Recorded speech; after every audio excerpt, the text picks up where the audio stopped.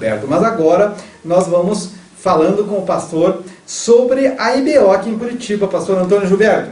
O senhor veio mais uma vez, completando os 30 anos, dando a sua colaboração para a nossa escola de obreiros aqui em Curitiba, e dessa vez o senhor traz um assunto que aqui para a nossa escola é inédito, falando sobre a história da educação cristã na Assembleia de Deus no Brasil. Realmente, eu parabenizo a Escola Bíblica, a EBO de Curitiba, por inserir esta disciplina no currículo da Escola Bíblica de Obreiros de 2011, porque é um assunto que tem a ver com o reconhecimento dos homens e mulheres que deram tudo de si no passado para chegarmos a este ponto. É certo que acima de tudo está a mão de Deus, mas poucas vezes na Bíblia Deus trabalha diretamente. O seu desejo, o seu querer é usar instrumentos humanos. Isso é por misericórdia. É claro que Deus não precisa de ninguém. É tanto que Deus, para criar o universo, Ele usou tão somente o seu poder. E este assunto tem a ver com isso, mas também a educação cristã nas Assembleias de Deus tem muito a ver com o presente. É evidente. E também tem a ver com o futuro, porque caso Jesus ainda tarde a vir, teremos ainda um futuro. E quando o Senhor Jesus mandou pregar, Ele também mandou ensinar. Então são duas coisas que têm que caminhar juntas. Do contrário, a igreja perderá o equilíbrio. Uma igreja que prega mesmo, e não ensina, ela está preparando o caminho para a entrada de seitas falsas. Mas uma igreja que ensina, mas ensina mesmo que dá gosto ver, mas não prega, ela está preparando o caminho para o formalismo, para se tornar uma denominação, ou seja, uma máquina programada, como um computador, que é uma maravilha, mas não pensa, mas não cria. Quando o senhor fala aqui da história da educação cristã da Assembleia de Deus no Brasil, o senhor está inserido nessa história, pastor Antônio Gilberto? Eu estou inserido? Bom, pela graça de Deus, sim, porque foi a área para a qual Deus me chamou. Né? Eu já exerci pastorado várias vezes, mas interinamente. Eu dirigi congregações na minha juventude e era a mão de Deus. E já exerci pastorado, mas interino. E só Deus sabe quantas vezes já recebi convite para pastorado, inclusive fora do país, mas com sabedoria e com calma eu declino, porque eu sei que a área para a qual Deus me chamou foi essa. A teologia, a educação cristã no Brasil, o senhor lembra quando que ela teve o início no Brasil? Olha, ela começou no Brasil quando os missionários chegaram ao Brasil em 1910. A primeira parte da vida deles foi aprender o idioma, não é? Aprender idioma, isso levou uma média de quase 3 anos. E começaram a trabalhar mesmo, tropeçando no idioma, é claro, no idioma, porque eles frequentaram cursos, mas, coitado, tinham que trabalhar com as próprias mãos para poder subsistir. Então, mas em 1919, a revista chamada Boa Semente, que foi o primeiro periódico da Assembleia de Deus, ela inseriu um suplemento chamado Suplemento Dominical, que era justamente lições da escola dominical. Esse suplemento continuou até se lançar a primeira revista, e começou assim. Agora, o ensino organizado, no sentido de obreiro, no sentido popular, foi o jornal Boa Semente, que com o jornal vinha um suplemento com a lição dominical, que a princípio foi uma mulher que dirigiu, a missionária Frida Wenger. É claro que o irmão Iva Wenger estava à frente, mas quem preparava o teor era a irmã Frida. Isso no princípio, né? Mas, logo em seguida vieram lições bíblicas, vieram as primeiras reuniões de escola dominical que foi em casa particular, e graças a Deus que tudo evoluiu, e hoje nós temos a escola dominical. Qualquer igreja que se preza não deixa de ter a escola dominical. Agora, ensino no sentido teológico começou com as escolas bíblicas de obreiros anuais, e a primeira foi em 1922, em Belém do Pará. Mas logo daí o senhor já fez parte também desse contexto. Olha, eu comecei a lecionar em escolas bíblicas anuais em 1954. Foi a primeira, 1954, numa cidade chamada Duque de Caxias, que faz parte do Grande Rio. Ali foi onde eu comecei, porque ficava próximo à nossa residência, o pastor teve confiança em nós. Enfim, era bem jovem naquele tempo, imagine, 54, né? Faz bastante tempo. Né? Como que foi o chamado ministerial do senhor para essa área tão específica da educação cristã? O senhor escreveu diversos livros, eu não saberia que dizer, mas eu sei que no Brasil são mais de 10 livros. Olha, até agora nós escrevemos 20. 20 livros. E alguns deles foram escritos no exterior e lançados em outros idiomas. Mas são 20 até agora. Mas como que foi esse chamado do senhor para ser um obreiro, escritor e, enfim, estar tão inserido nessa área da educação cristã? Olha, pouco tempo Jesus me salvou em 1943. Então é muito tempo. Eu era garoto. E pouco tempo depois eu senti no meu espírito que eu tinha uma chamada para o trabalho do Senhor. Só não sabia quando e não sabia onde, mas eu tinha dentro de si a convicção. Então, devido à maturidade e etc., deixei nas mãos do Senhor. Não desisti, deixei nas mãos dele. Nisso, chega a idade de serviço militar. E então eu tinha 3 opções: ou exército, ou marinha, ou força aérea. Irmão sabe, o serviço militar é lei em todos os países, né? Não é opção, a pessoa tem que se apresentar, a menos que seja dispensado, né? Naquele tempo era só homens, hoje é homens e mulheres. E então eu orei, minha mãe me ajudou muito em oração, e meu pai, eu escolhi a marinha, mas era a mão de Deus, eu não sabia. A princípio eu pensava que era eu, mas foi Deus, porque foi uma escola de civismo, e através da marinha eu girei pelo mundo todo. Ou seja, Deus me deu uma visão mundial, uma visão geral da igreja no mundo inteiro. Isso tem sido uma bênção para mim até hoje, né? Ou seja, uma visão ampla, não somente profunda, mas ampla. E chegou o tempo que a chamada veio à tona, e eu me entreguei totalmente. É tanto que a Marinha, por exemplo, queria que eu continuasse no serviço militar. E eu disse, eu teria vários privilégios, eu teria 2 promoções, enfim, muita vantagem, né? Ou seja, financeiramente, economicamente, era uma bênção. Mas aí eu fui orar, junto com a esposa, né? Orar. E o que eu senti de Deus foi: chega de servir o governo, agora eu vou dedicar o resto da minha vida ao Senhor. E então, entreguei-me de corpo e alma ao Ministério Geral, graças a Deus, até agora. Mas o senhor também passou pela NASA, o senhor teve lá um tempo na NASA? Isso foi na época do serviço militar e foi na época do programa Apollo, aquele programa da NASA que colocou o homem na Lua.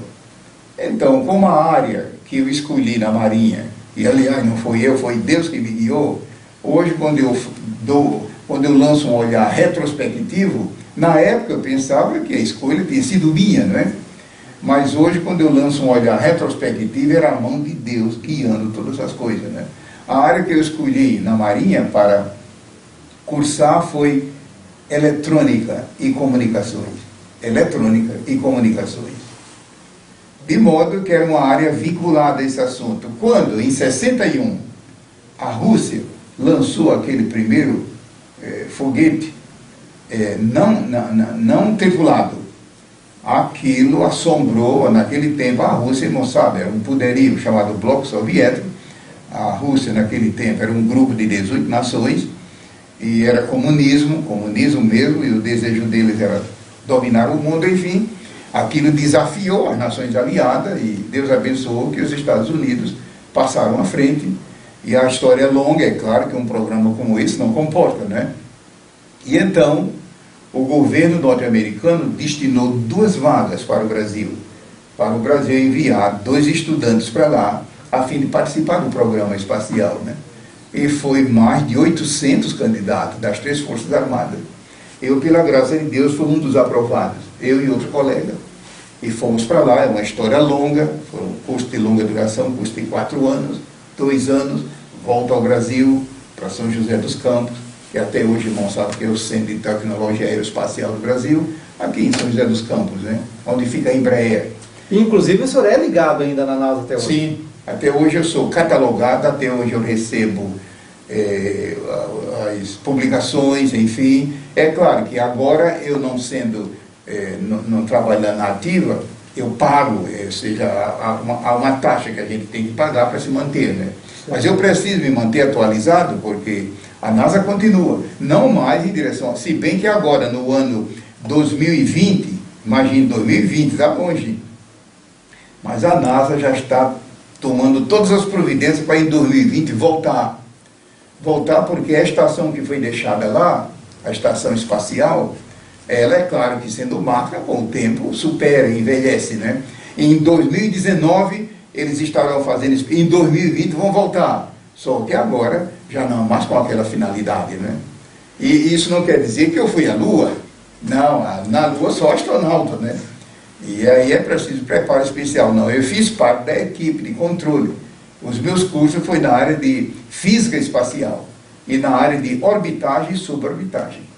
E outras faculdades que o senhor tem, por exemplo, psicologia? A psicologia foi uma delas, e depois eu fiz a parte clínica também. Clínica, psicológico? Eu fiz o curso normal de psicologia de 4 anos, mas fiz também a parte clínica de mais 2 anos com os estágios, né? E exerci, mas aí o ministério tomou todo o tempo. Hoje eu só atendo clientes na minha igreja e com dificuldade, né? E essa história que o senhor também é jornalista? Sim, jornalismo, eu fiz jornalismo. Lá está o nosso diploma, pagamos uma taxa anual cara, etc., mas me mantém atualizado, jornalismo. O senhor tem uma cadeira também eclesiástica na América? Eu tenho uma cadeira na Universidade Globe University, no estado de Missouri, e por 12 anos eu ocupei a cadeira lá no magistério e também no quadro de elaboração curricular. Mas já me desliguei, o irmão pensa que eu sou um garotão novo, eu estou agora já na década dos 80 anos, né? E me desliguei da universidade, sou ligado atualmente, mas não com compromisso de lecionar, compromisso letivo, né? Mas, graças a Deus, sou honrado lá e eles me pediram para continuar como consultor. Eu até perguntei, mas consultor, vocês têm tudo aqui. Vocês têm prédio, vocês têm homem, vocês têm dinheiro, enfim. Para que vocês querem um brasileiro lá? Não, mas a Assembleia de Deus no Brasil é o maior movimento do mundo. Então, continuamos lá como consultor.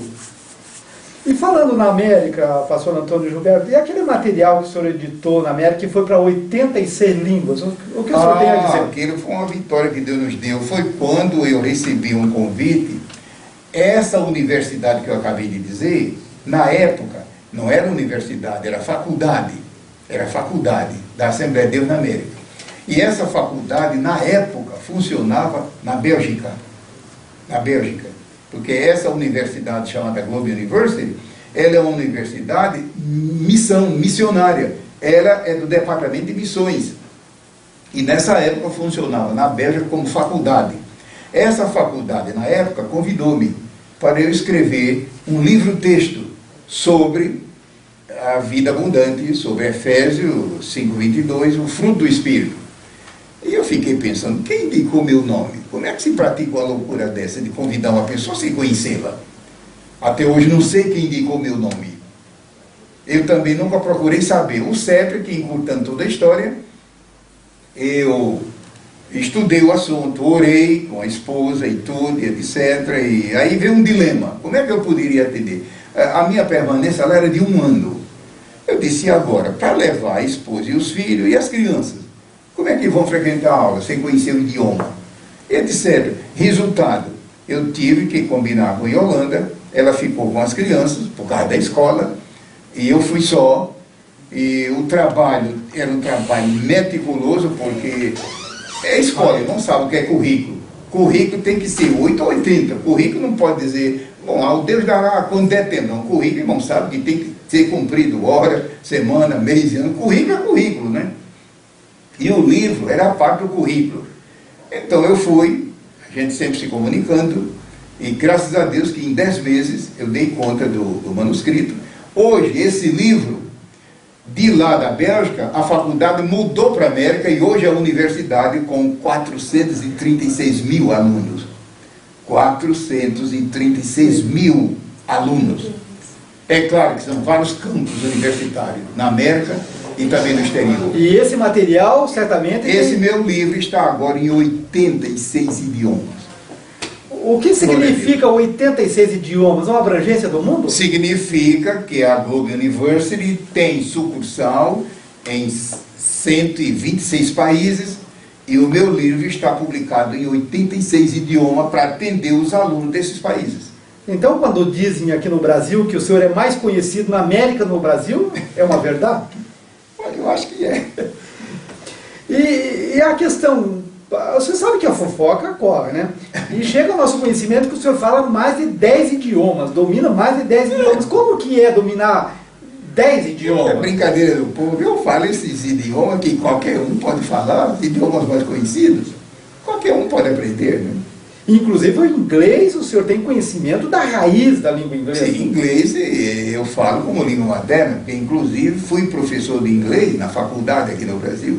Eu fui professor universitário aqui no Brasil durante muitos anos, no Rio de Janeiro, né? Então, em inglês, graças a Deus, eu falo, leio e escrevo normalmente como minha língua portuguesa, né? Depois dos longos tempos que permaneci na América do Norte, a gente aprende. Estou falando do hebraico, inclusive a língua da Bíblia, essa também é uma língua nata para o senhor. Hebraico é língua bíblica e a gente aprende, graças a Deus, com facilidade. E o grego também. E não é o hebraico de hoje, o hebraico de hoje é um hebraico muito avançado e moderno. Não, o meu caso é Bíblia, portanto, hebraico da Bíblia, sim. E grego também, grego da Bíblia. O grego de hoje, irmão, sabe que língua é um mecanismo vivo, que com o tempo evolui. Imagina a língua portuguesa há 500 anos atrás. Imagina o português da época do Brasil colônia. E hoje, imagine se Jesus tardar daqui a 50 anos. Então, eu estou falando grego bíblico. É claro que quando eu estou na Grécia e converso com ele, eu digo, fala devagar, porque o grego de hoje é muito avançado, é cheio de modernismo, neologismo, né? Neologismo. Mas, graças a Deus. E também o aramaico. O aramaico, que é uma língua muito parecida com o hebraico. Também tem que dominar, inclusive para a interpretação da Bíblia. Aramaico. E falando de Bíblia, e a Bíblia de Estudo Pentecostal, que o senhor é editor dela no Brasil, o que o senhor tem a dizer? A Bíblia de Estudo Pentecostal foi e é a primeira Bíblia de estudo que a Assembleia de Deus lançou. E como tudo começou, em resumo, veio para o Brasil na década de 70, veio para o Brasil um missionário chamado Donaldo, ele veio ao Brasil com a esposa, etc., e aprendeu o idioma, e missionário no Brasil. E na aprendizagem da língua portuguesa, viajando pelo país, ele foi tomando pé na situação, enfim, se familiarizando com o povo, com a necessidade do povo, e ele notou uma coisa. Ele notou que nas capitais, Curitiba, São Paulo, não sei o que, as capitais, não era tão crítica a situação dos obreiros na parte de material, de estudo, para ele pregar e ensinar. Mas nas viagens que ele fez para o interior do Brasil, ele notou que a coisa era crítica. Não havia livro, biblioteca, livraria, ajudas e cursos. Então o que fez ele? Foi orar a Deus e começou a preparar notas de rodapé, notas de estudo, resumidas, sintéticas. E qual era o plano dele? Era Antigo e Novo Testamento, preparar notas sobre assuntos especiais doutrinários, e quando ele completasse essas notas, o pensamento dele era publicar um livro com a ajuda da missão na América para fornecer recursos e fornecer de graça para obreiros pobres. Conclusão, ele começou pelo Novo Testamento. Eu estou resumindo tudo. Quando ele chegou a certa altura do Novo Testamento, lá pelo livro de Atos, ele foi à América e levou essas notas e a ideia para o presidente das missões. E disse, irmão Donaldo, deixa isso comigo. Deixou com ele. Daí, não sei se uma semana ou duas ou três, ele chamou o irmão Donaldo de volta. E disse, Donaldo, eu estive olhando as notas e orando, e francamente, essas notas não podem ficar só para o Brasil. Essa matéria que você está escrevendo, meu irmão, é matéria para o mundo todo. Deus está te guiando de uma maneira sobrenatural. O que o senhor quer dizer com isso? É que você continue as notas, não faça outra coisa, mas pensando que a partir de agora, se você concordar, a missão assume a responsabilidade para lhe apoiar em tudo, mas prossiga. Ele então criou ânimo e etc. E quando ele estava para terminar o Novo Testamento, voltou à América, enfim, depois pegou o Antigo Testamento e convidou-me para ser o tradutor, que ele escreveu em inglês, é claro, né? Convidou-me para ser o tradutor para a língua portuguesa. Eu, com muito prazer, aceitaria, mas eu não pude, por causa da minha responsabilidade. Na época, eu tinha compromisso na América, eu tinha compromisso já com a SBB, e, em primeiro lugar, com a CPAD, além dos compromissos normais da minha igreja e minha convenção. Então, eu orei, Deus, ou eu largo tudo que estou fazendo e pego a Bíblia, porque exige tudo, me guia. E o que eu senti de Deus foi dizer, Donaldo, não aceita a tradução. Eu posso fazer o seguinte, trabalhar como um co-tradutor. O que é um co-tradutor? É um tradutor habilitado nas línguas originais que ele compara e confere tudo que o tradutor principal, chamado em inglês chama-se primary translator, e o co-tradutor em inglês chama de secondary translator. Isso eu posso fazer. Ele aceitou. Então, eu tive o privilégio de trabalhar 10 anos. De 84 a 94. Pode ver, são 10 anos. É o tempo que levou para fazer a tradução da Bíblia. É o tempo que levou para fazer a co-tradução, ou seja, conferir tudo à luz do hebraico e do grego, e também o português, que o primeiro translator fez, de acordo que ficasse um português, não um português vulgar, mas também que ficasse um português acadêmico. O irmão pode ver que a matéria da Bíblia de estudo é um português mediano, que o homem do campo entende, mas também o homem citadino não critica. Mas o português dessa Bíblia é vulgar, é baixo não. Então, já viu que é um nível equilibrado, né? Equilibrado. Deus nos deu, sabe, foi 10 anos com a ajuda da minha esposa. 10 anos. 10 anos. E outra coisa, 10 anos sem férias. Então eu pergunto para os ouvintes que estão me ouvindo, inclusive aqui da rádio, você teria fibra de pegar 10 anos uma tarefa direto sem férias? E outra coisa, a base de 14 horas por dia. É realmente foi um trabalho árduo. 14, e teve dias que chegou a 19 horas. Quanto tempo eu tinha para dormir? Se o dia tem 24. É claro que a média foi 14. Olha que 14 já é muita coisa. O que é que eu quero dizer com isso? Se não fosse a mão de Deus, eu estaria sepultado. Qual é a pessoa que aguenta trabalhar 14 horas por dia, 10 anos? Só tem uma resposta: a mão de Deus. Fechando aqui o nosso bate-papo, pastor Antônio Gilberto, e a sua vinda para a casa publicadora, e há tanto tempo que o senhor está lá, o que o senhor tem a dizer? Foi um milagre também, mas milagre mesmo. Eu servia nas Forças Armadas, e nessa época eu estava no gabinete do ministro. Eu era, na época, tradutor do gabinete do ministro, um dos tradutores. E então, o conselho da Casa Pública, o conselho da Casa estava reunido, e uma tarde, eu havia acabado de chegar do trabalho, um grupo de pastores se aproxima da minha casa. Eu fiquei assombrado, pastores aqui? O senhor não tinha feito nada de errado? Nada. O presidente do conselho, aquele grupo de pastores, inclusive o pastor Eurico Bergstein, etc. Eu corri para a porta. Meus senhores, mas que satisfação, mas que surpresa. E a Holanda ficou descontrolada, enfim. Entrem, por favor. Eles entraram, etc. E eu perguntei, os senhores aceitam a Coca-Cola, um refrigerante? Era época de calor. Aí o presidente do conselho disse, irmão Gilberto, eu vou direto ao assunto. Nós não temos tempo para perder. O conselho da casa está reunido. Termina amanhã a reunião. E hoje o conselho decidiu lançar o primeiro curso de preparação de professor de escola dominical no Brasil. Primeiro curso. Até aqui os professores ensinam por tradição, etc., aquilo outro, mas por formação, não. Então, o primeiro curso. E o conselho decidiu convidar o irmão para assumir a direção do curso. Eu disse, mas eu? Como assim? Eu estou nas Forças Armadas. E lá é regulamento, meu irmão. Ele disse, tudo bem, mas me diga uma coisa, o irmão pela fé aceita? Eu digo, olha, eu preciso primeiro conversar com minha esposa. Até aqui a gente tem vivido assim, sempre de acordo. Tá bom, irmão. Um instantinho eu fui lá, conversei com o Yolanda um instante, ela disse, olha, o que você decidir, se é para Deus, eu estou de acordo. Eu disse, meus irmãos, desculpe a minha fraqueza, eu sou humano, mas como é que eu poderei?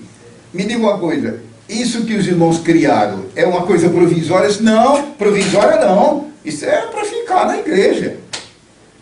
Eu digo, então é coisa séria, como é que eu vou assumir? Eu perguntei para o presidente, escuta, o senhor já tem o currículo? Ele disse, não. Segundo, o senhor já tem o livro, o texto do curso? Também não temos. Terceiro, o senhor tem o corpo docente? Também não temos. O senhor tem recurso financeiro? Também não temos. A outra pergunta, e o senhor tem equipe logística? Eu disse, nem sei o que é isso. Eu disse, equipe logística, senhor presidente, é o grupo de apoio de especialistas para ajudar o diretor do curso. Não temos. Eu disse, então, ele disse, mas escuta, o irmão aceita pela fé? Eu disse, aceito. Ele disse, então, foi um verdadeiro desafio. Foi. Ele disse, Deus proverá. Aceito. Eu vou encerrar, que eu sei que o relógio está correndo, né? Disse, aceito. Veja o que aconteceu. Veja como é que Deus faz. Deus tinha me tirado, eu era professor de curso na Marinha. Deus tinha me tirado e me colocado no gabinete. Muito bem. Quando eu chego ao gabinete, nesse meio tempo, eu disse, meu Deus, como é que eu vou agora dar conta desse negócio? Eu tenho que ter tempo integral. Porque eles não têm currículo, não tem livro-texto, não tem corpo docente. Então eu tenho que fazer tudo, com a graça de Deus. Resultado, orando e pensando, me lembrei que eu tinha 1 ano de licença não gozada. E na Marinha, quando você tem uma licença não gozada, não sei hoje, que eu estou fora da Marinha há muito tempo, mas naquele tempo, se o irmão não gozasse da licença na hora, quando fosse gozar era dupla. O tempo era dobrado. Eu tinha uma licença de 6 meses, não gozada, mas estava arquivada. Eu disse, Yolanda, se você concordar, eu vou fazer um requerimento ao ministro para pegar aquela licença, vai ser 12 meses e dedico a esse projeto. Só que você vai ser prejudicado, que você estava contando com essa licencinha para a gente fazer umas farras santas por aí. Farra santa, né? Claro. Ou seja, passear, brincar, etc. Farra santa, sabe? Ela disse, mas se é para o senhor, eu abro mão. Resultado, hoje não, hoje se o irmão fizer um requerimento para o ministro, na mesma hora, o e-mail, daí a pouco. Naquele tempo, levava 120 dias. Era tudo, irmão, lembra, uma década, era tudo à base de fax, e o fax mesmo assim era todo problemático, enfim. Então, qual era a média? A média era um espaço de, no mínimo, 60 dias. Em 20 dias o ministro definiu, dizendo concedo. Pronto. A minha entrada na casa foi em 74, um milagre. Eles perguntam, quem é o seu padrinho lá? Quem é o seu padrinho? Que um requerimento que ele já chegou e me pergunta a Deus, que foi que existe. Eu tinha um padrinho poderoso. Poderoso. Veio a resposta. Então dediquei 1 ano de trabalho para elaborar o currículo, o livro-texto, enfim. E quando foi em julho de 74, veja, só Deus. Porque essa reunião do conselho foi em março. E eu perguntei para o presidente, pastor Isaac, para quando é que irmão quer o primeiro curso? Ele disse, agora para julho. Eu disse, impossível. Ele disse, faço para Deus, tudo é possível. Mas, meu irmão, um curso, o senhor não disse que é um curso permanente? É. Eu digo, se fosse um curso provisório, a gente embrulhava. Ele disse, não. Júlio, pois um milagre aconteceu. Deus nos deu o curso, o currículo, em julho de 74, realizou... Que é o CAPED. É o CAPED. Iniciou-se aí, então, a sua carreira ali dentro da Casa Publicadora. Milagre, milagre, milagre. Então, vamos ver como é que Deus é maravilhoso. Né? Então, fechando aqui, pastor Antônio, entre os 20 livros que o senhor tem editado, e parece-me que a maioria deles pela Casa Publicadora dessa Sim, a maior parte pelo CPAD. O qual deles o senhor indicaria para nós dar de presente para um dos nossos ouvintes nesse momento? Eu aconselho os irmãos darem como brinde, como sorteio, Verdades Pentecostais. Verdades Pentecostais. Então, você que está ligando aqui, daqui um pouquinho mais no final do programa, você poderá ser o ganhador do livro do pastor Antônio Gilberto com o título Verdades Espirituais. É um conjunto, é um conjunto de estudos doutrinários sobre as doutrinas ligadas ao movimento pentecostal. Obrigado, pastor Antônio Gilberto, por abrir esse espaço da sua vida para nós aqui nos estúdios e também para os nossos ouvintes que estão aí acompanhando a nossa programação. E não terminou aqui, nós já voltamos para o comentário da lição de amanhã, porque é a proposta principal dessa programação. Vamos para mais uma palhinha aí com a Jéssica e nós já voltamos. Antes de tocar a canção Lágrimas, eu quero já deixar o meu telefone para contato, né, para todos os ouvintes. É o 41 3365 2622 ou 41 9133 1027, e você vai ser abençoado e levar na sua congregação e vai ser uma bênção.